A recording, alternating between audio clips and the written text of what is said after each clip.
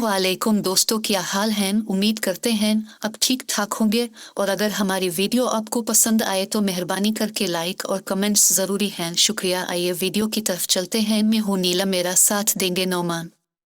मोली खाने के बाद ये चीजें हरगज न खाएं वरना खतरनाक बीमारी भी हो सकती है। जाने मोली को कौन सी 3 चीजों के साथ नहीं खाना चाहिए।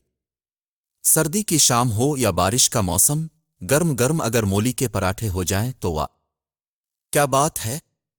मोली सलाद के तौर पर तकरीबन हर घर में इस्तेमाल की जाती है।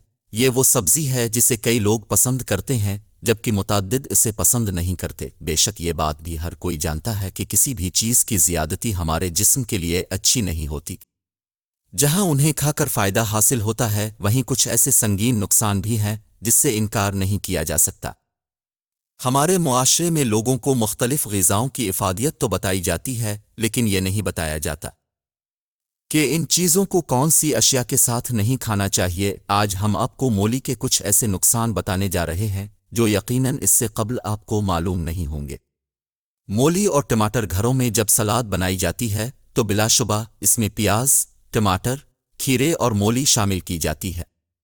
लेकिन एक बात याद रखें कि मोली को टमाटर के साथ रात के खाने के वक्त बिल्कुल ना खाएं।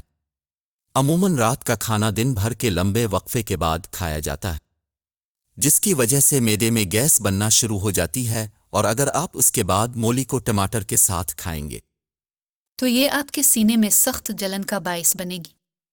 सीने में जलन की बुनियादी वजह यह है कि मैदे की तेजाबियत ऊपर की जानिब आती है, जिससे आपको खट्टी डकारें भी आती होंगी। मूली और दूध। मूली खाने के बाद दूध का इस्तेमाल हरगिज़ ना करें।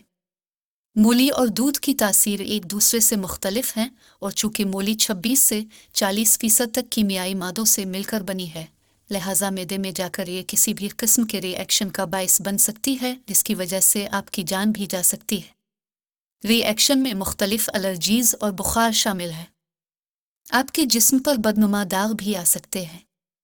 मूली और मछली एक साथ खाने का कोई बड़ा नुकसान तो नहीं, लेकिन यह आपके मैदे के निज़ाम को ज़रूर मुतासिर कर सकती है। चूँकि मूली और मछली दोनों वो ग़िज़ाएँ हैं जो मुश्किल से हज़म की जाती हैं, लिहाजा कोशिश करें इन दोनों को एक साथ ना खाया जाए। फिर नई वीडियो में मिलेंगे, तब तक अल्लाह हाफिज़।